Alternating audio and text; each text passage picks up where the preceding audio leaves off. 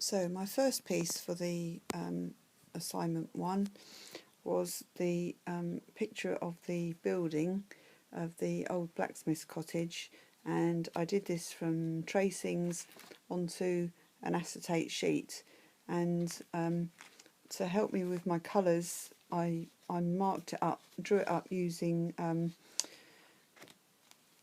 permanent felt tip pens.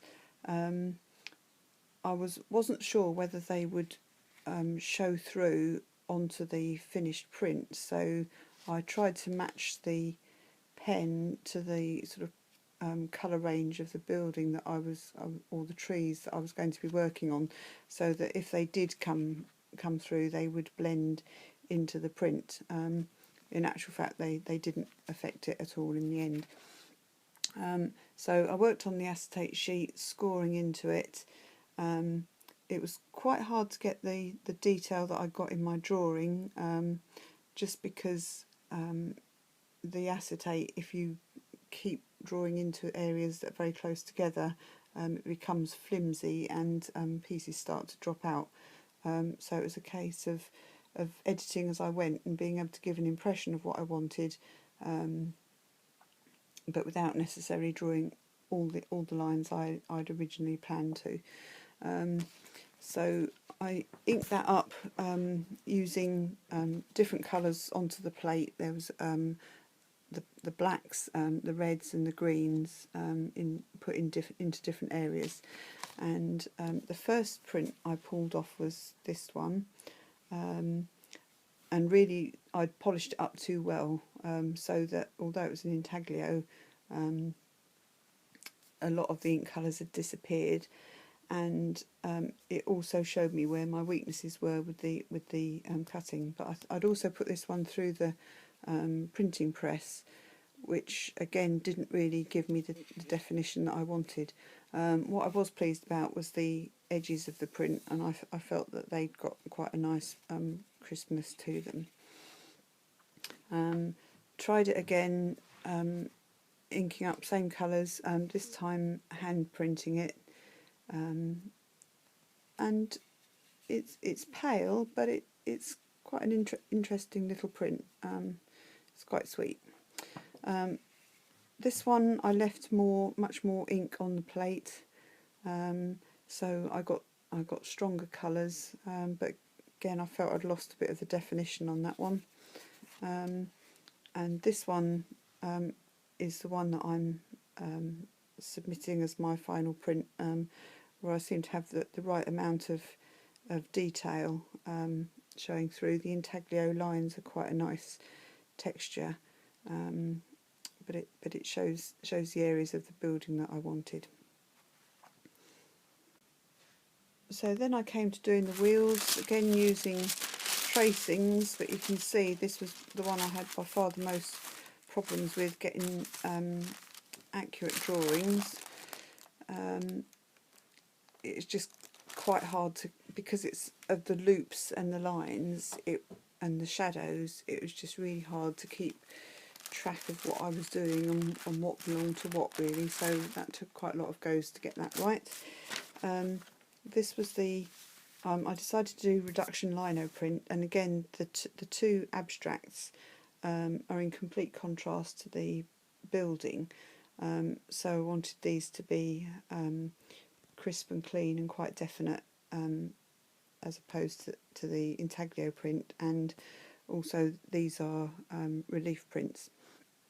So this was the first cut for the wheels print, just to, and printed off on rough paper just to see what I got, and I think I printed about 10 of those in different colours. And this is the rough print from the after the final cut. I've got areas marked in circles here where there were problems and I needed to do a bit more cutting, but eventually I got it down to what I wanted. So this was a 2-cut reduction lino cut, and these are some of the prints that came off that, and I was pleased with the different colourways. A bit of a problem with the registration on that one again, and that mystified me because it was a reduction print, so I couldn't see how the second print was wider than the first, because if it was off exactly the same lino. So I'm beginning to think, wonder whether I've got my press rollers too heavy and it's stretching the lino and putting it out of joint. Those. But I was pleased with the colours, and this was combining a red on top of the background colours, and finally a blue, which I really like the colour combinations there. So I was pleased with those sets of prints, and I think possibly they've got potential for commercial value with the museum as well, in terms of cards that are, or prints that are done from something which is actually real and live, drawn at the museum. This is the tracing for my third and final piece for assignment 1, which is the abstract of the window. So that's the tracing. Again, it's a reduction lino cut, but this time there are 3 cuts. So that was the first cut. This one was after the second cut, and this one was after the final cut.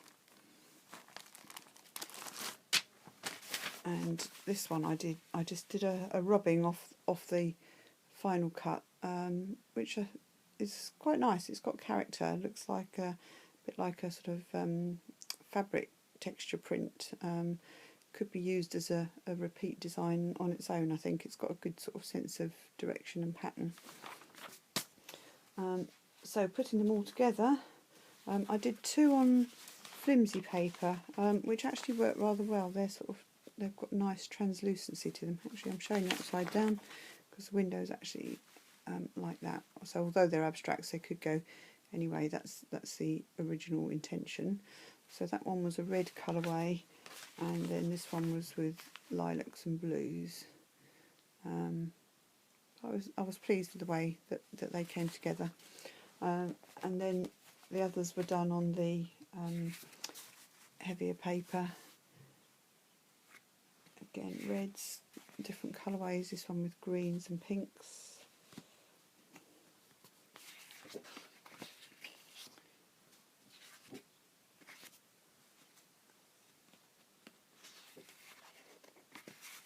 But I felt they worked well, and took on a good life in interesting patterns. So in terms of the things that I was trying to solve, I did get the registration problems sorted out in the end. I did find a way of masking my acetates so that I got clean edges, and overall I'm probably most pleased with the window and the wheels. I think they've come out as nice crisp prints. The picture of the building's got something about it too, and it does complement the other 2 pictures in that it explains the source of my patterns.